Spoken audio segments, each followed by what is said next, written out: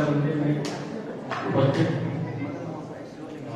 आदरणीय जिलाधिकारी महोदय, आदरणीय यूनियन और मंचासीन अतिथिगण, सरस्वती शिशु विद्या मंदिर के प्राचार्य महोदय, सरस्वती शिशु विद्या मंदिर के संरक्षक महोदय, सभी शिक्षकगण, शिक्षिकागण और यहाँ उपस्थित बहुत सारे व्यक्ति हैं और पंचायत समिति सदस्यगण और सभी अतिथिगण और प्यारे प्यारे बच्चों, आप सभी का बहुत बहुत स्वागत और बहुत बधाई।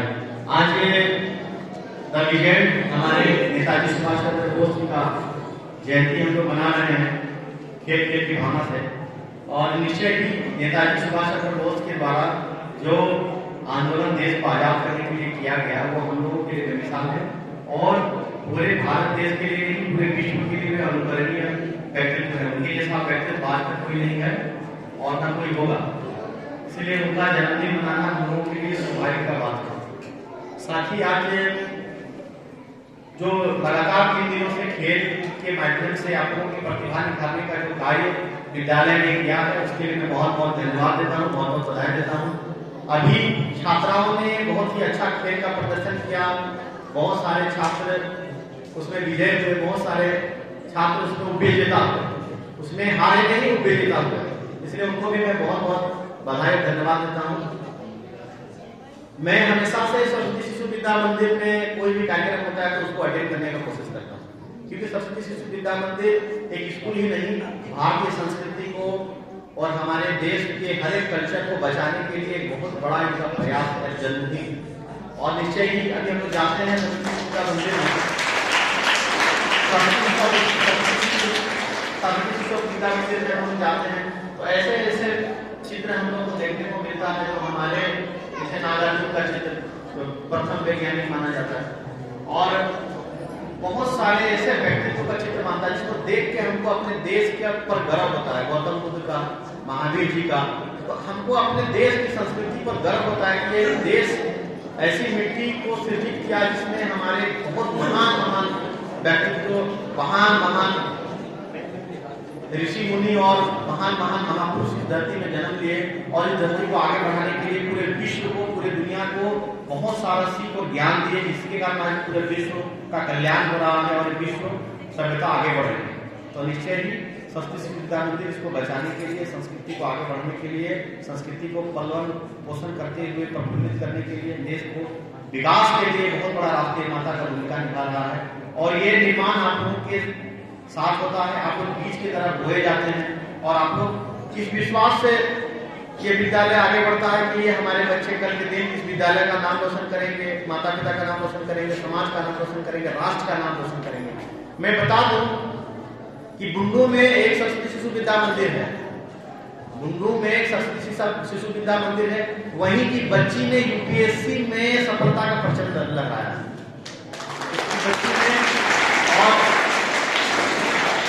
और उस बेटी का नाम है पूजा कुमारी और पूजा कुमारी अभी रक्षा अकादमी में बहुत बड़ा ऑफिसर है। हम आपको बताने में बहुत गौरवान्वित महसूस करते हैं कि अभी जो प्रयागराज में जो अभी महाकुंभ का मेला है वहां पर वो बहुत बड़ा जिम्मेदारी का महाप्रबंधन के पोस्ट पर वो कभी कार्यरत है। हमको बुला रही है सर कि हमको चाचा चाचा बोलती है कि मेरा नौकरी होने के बाद फिर वो नीचे से तैयारी की, अभी देखिए हमसे भी बड़ा ऑफिसर बन गई, यूपीएससी क्वालिफाइड थी, तो बहुत बड़ा बात है सरस्वती विद्या मंदिर के लिए। मैं चाहता हूं कि यहाँ के बच्चे लोग भी एक प्रेरणा के साथ आगे बढ़ें और यहाँ के बच्चे लोग भी यूपीएससी में क्वालिफाइड करें, यहाँ के बच्चे लोग भी आईएएस ऑफिसर बने, आईपीएस ऑफिसर बने, ऐसी मेरी तमन्ना है। यहाँ के बच्चे इतना मेहनत करें पढ़ाई के क्षेत्र में कि वैज्ञानिक बने, साइंटिस्ट बने, इंजीनियर बने, बहुत बड़ा बड़ा बिजनेसमैन बने, बहुत बड़ा बड़ा समाजसेवी बने, नेता बने, मंत्री बने, कोई न कोई लक्ष्य को प्राप्त करके ही आप लोग दम लें। ये आपके साथ मेरा अनुरोध। और मैं बताना चाहूंगा कि हम लोगों को जो माता पिता यहाँ पर भेजते हैं और माता पिता हम लोगों को भेजते हैं तो माता पिता बहुत कष्ट करके हम लोगों को हर चीज पूरा करते हैं। जैसे मान लीजिए टाइम पर स्कूल फीस देना, टाइम पर बस का फीस देना, टाइम पर ट्यूशन फीस देना, बच्चे का ड्रेस खरीदना, बच्चे का स्वेटर खरीदना।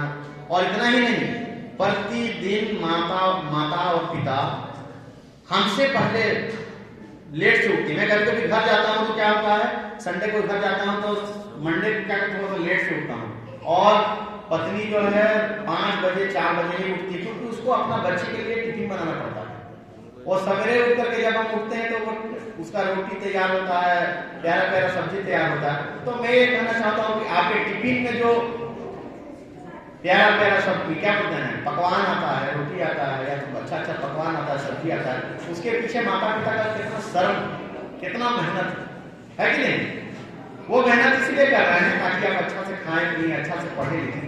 माता पिता का बहुत मेहनत और श्रम प्रबंधन आपको आगे बढ़ने के लिए लगा हुआ है। तो मेरा ये फर्ज बनता है कि मैं अच्छा से पढ़ाई लिखाई करूं, अच्छा से मैं पढ़ाई लिखाई करूं, और पढ़ाई लिखाई करके माता पिता के लिए एक दिन अपने आप को कुछ न कुछ बन के देखूं।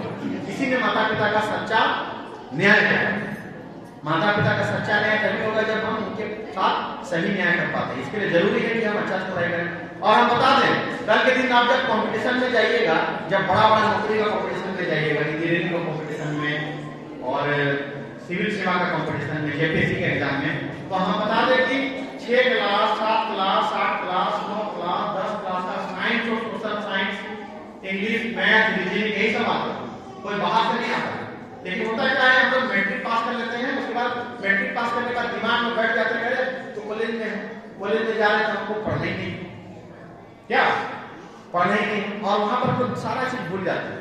और बेस हमारा मजबूत रहने के लिए जरूरी है कि हम 6 class 7 class 8 class 9 class 10 class का अच्छा से अध्ययन करें। या तो हमारा साइंस, सबसे इंपॉर्टेंट चीज क्या है, साइंस जितना ध्यान से पढ़ रहे हैं उतना ही ध्यान से हमको मैथ भी पढ़ना पड़ेगा। जितना ध्यान से हम मैथ पर कंसंट्रेशन कर रहे हैं तो सोशल साइंस भी पढ़ना पड़ेगा, क्योंकि इंडिया टीम में उसी का जगह है जो ऑलराउंडर है।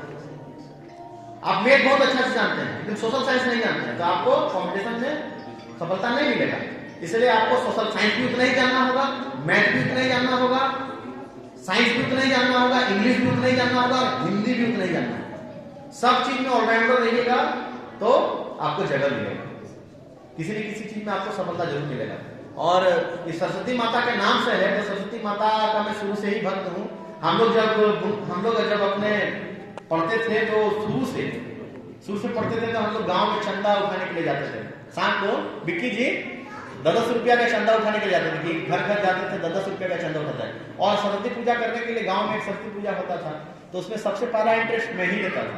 और उसके बाद नाचने का जब समय आता था पूरा का पूरा गाँव उमड़ आता था और बड़ा आनंद लगता था। सरस्वती पूजा को हम लोग बहुत इंजॉय करते थे। तो 10 रुपया का चंदा उठाने के लिए मैं शाम को जाता था घर घर में, और हर कोई सरस्वती पूजा का चंदा 10 रुपया आराम से देता था। कोई 10 रुपया चंदा नहीं दे करके गाली भी देता था। लेकिन देखिए सरस्वती माँ का उपकार है, आज मैं अच्छी जगह पर हूँ, ये सरस्वती माता का उपकार है। हम बता दें कि अभी हमको याद आ रहा है प्रणव, हम फिर इतिहास में भूल जाते हैं जब बहुत हो जाते हैं। हम 2008 में जब 17 फरवरी का दिन हमको याद है, 2008 में माँ सरस्वती माता का हम लोग पूजा किए हुए थे, मूर्ति था वहां सरस्वती माँ का। तो मैं अब दूसरा दिन क्या था, जेपीएससी का एग्जाम था। बिक्की जी दूसरा दिन जेपीएससी का एग्जाम था, जेपीएससी का दूसरा दिन एग्जाम था। तो इसको कैमरा मत लीजिए